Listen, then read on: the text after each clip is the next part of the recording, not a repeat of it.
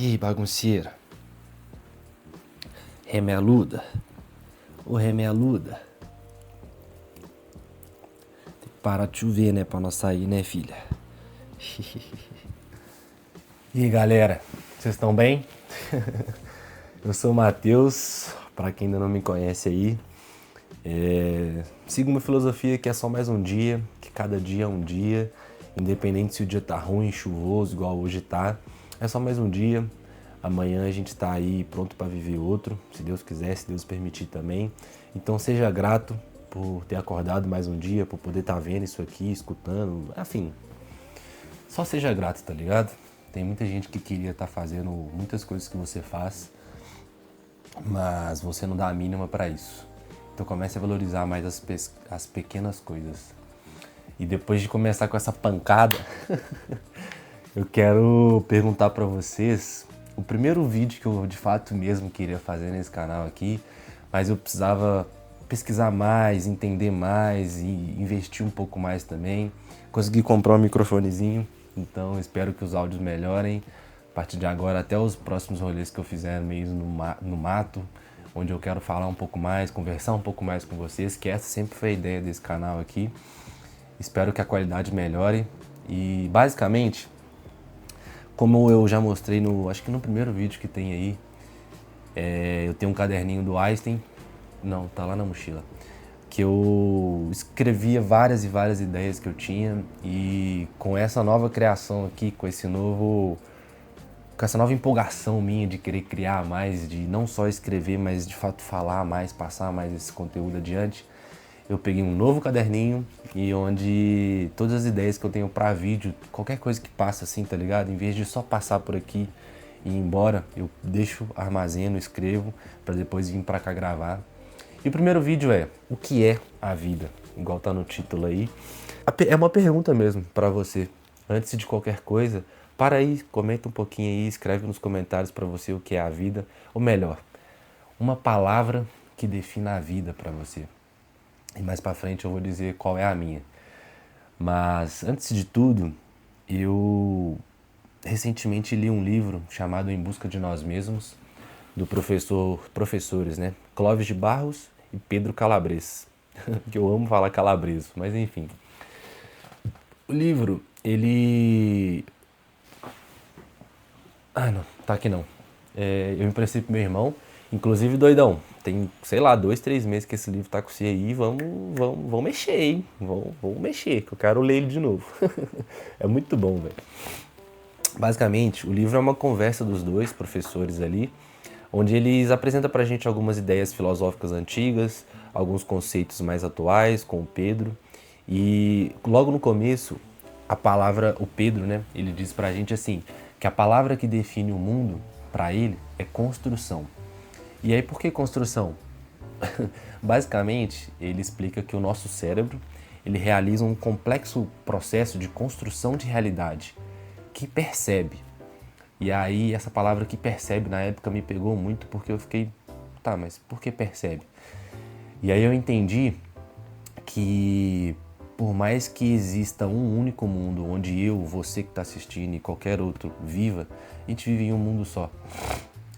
Nesse único mundo existe 8 bilhões de mundos, muito mais bilhões e bilhões de mundos, porque cada ser percebe o mundo que a gente vive de uma única forma. Só eu consigo sentir o cheiro que eu estou sentindo agora, só eu consigo ouvir o que eu estou ouvindo agora. Mentira, porque quem tá...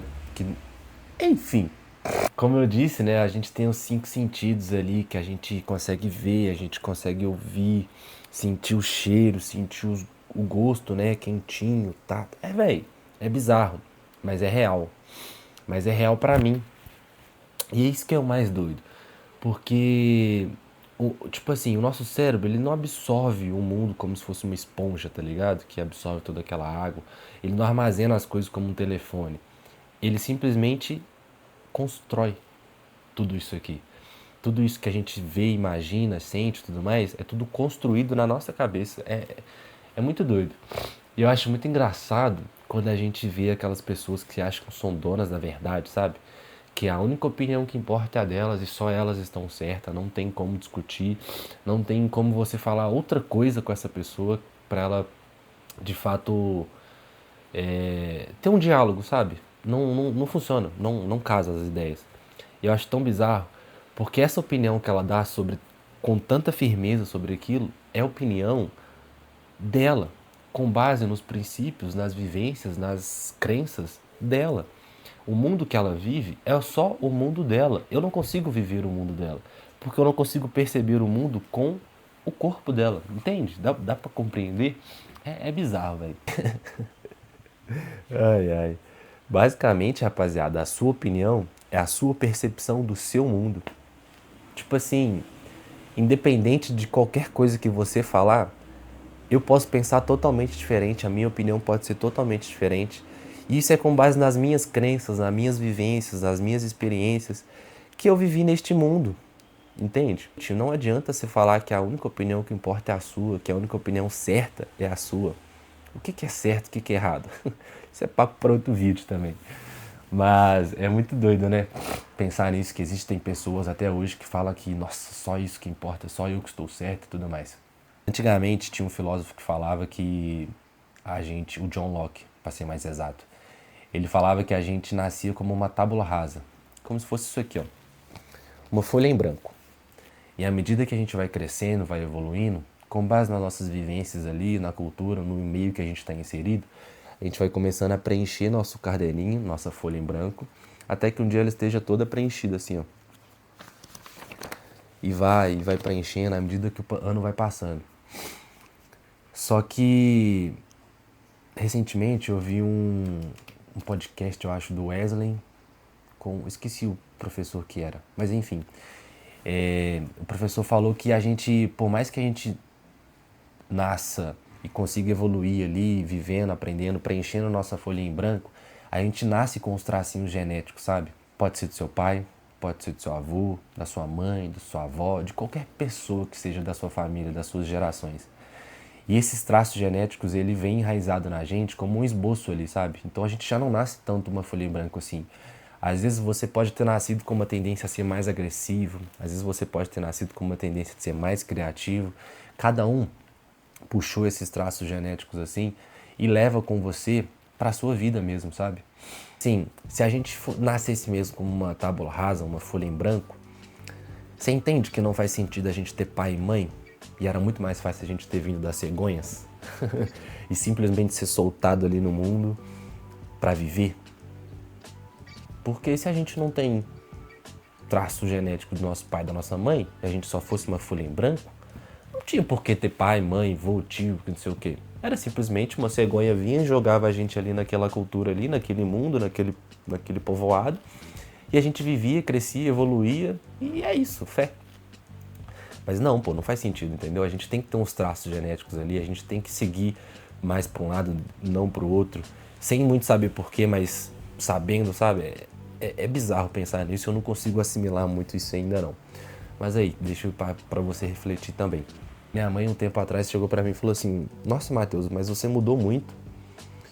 E é porque eu era uma pessoa muito explosiva, sabe? Falava comigo, eu já rebatia na hora. Eu vejo muito isso na minha irmã. Acho que ela tá melhorando um pouco. Mas falava comigo, já rebatia na hora e eu já queria discutir que não sei o quê. E com o passar do tempo, lendo um pouco mais, eu entendi que a gente tem 2 ouvidos, 2 orelhas e uma boca não é à toa. A gente tem que escutar muito mais do que falar. A gente tem que aprender muito mais, sabe, com o outro ali e escutar muito mais as experiências do outro. Até porque uma conversa é isso, né? Uma troca de experiência. Eu falo do que eu já vivi, você fala do que você já viveu e a gente segue aí evoluindo nesse mundão. Voltando um pouco no que é a vida, pra mim, a palavra que define vida, né, é construção. Reconstrução. E por que reconstrução? Se o cosmos, se o mundo é construção, reconstrução é pegar tudo isso que já está pronto, tudo isso que já está aí neste mundão, em harmonia ou não harmonia, enfim. E aí chegar, parar, pensar, analisar, recalcular, reconstruir para você se inserir nesse mundo, sabe? Para você continuar seguindo a sua vida com seu propósito ali e tudo mais. Então, pra mim, a vida é um completo processo de reconstruir. Reconstruir tudo isso que já está criado.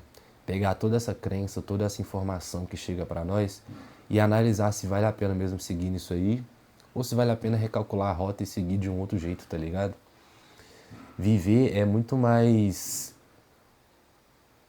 pessoal do que coletivo, assim, sabe? Por mais que a gente tenha evoluído de uma forma coletiva, cada um vive do seu jeito, cada um faz as coisas do seu jeito, cada um vive em prol da sua vida. É muito legal pensar nisso. Eu acho muito doido. Eu fico viajando toda vez que eu começo a falar e minha cabeça vai longe e eu não consigo nem passar tanta informação assim. Mas, cara, não adianta ser tão rígido assim com uma outra pessoa, sabe? Porque ela pode ter passado por tanta coisa, ela pode ter vivido tanta coisa que levou a ela a ser desse jeito hoje, sabe? Não tira o fato dela ser um completo imbecil. Mas, cara, deixa ela, tá ligado? Ela vai pagar pelas consequências dela, ela vai pagar pelos erros dela ali. Mas julgar assim, sem nenhum precedente, é muito foda. Me diz aí, pra você, o que é a vida? Fiquei curioso.